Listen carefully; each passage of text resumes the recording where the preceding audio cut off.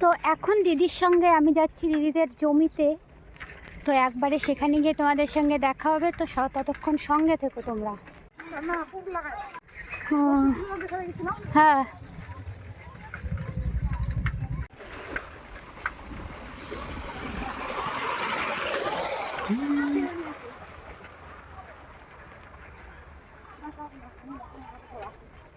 বল এদি, ওর একটু বল।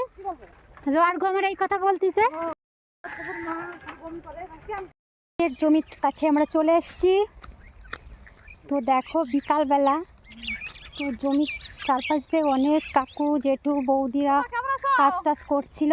তো তাদেরকে দেখে আমরা সামনের দিকে এগিয়ে চলে এসেছি। তো দেখো অপোজিটে দিদিদের জমি। আগেও দেখিয়েছিলাম, তখন দিদিদের জমি চাষ করা হয়নি, লাগায়নি, তো এখন লাগিয়ে ফেলেছে।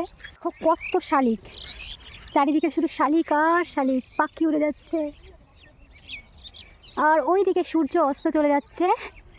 কি সুন্দর লাগছে না দেখতে, প্রকৃতির দৃশ্য একদম আমাদের গ্রামের চারিদিকে। তো দেখো দিদিদের জমি, এটা পুরো সবুজে সবুজ, চারিদিকে শুধু ধান ক্ষেত আর ধান ক্ষেত, চারিদিক থেকে ধানের চাষ করা হয়েছে। আর ওখানে দিদি শাক তুলছে তার মাঝখানেও।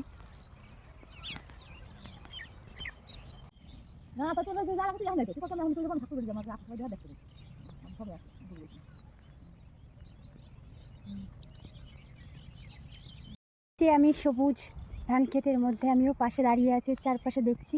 তো সত্যি কথা বলতে গেলে কি, বিকালবেলায় বলো বা সকালবেলায় বলো, যখন কি বলো না কেন, যে টাইমে আসি না কেন, মনটা পুরো ভরে যায়।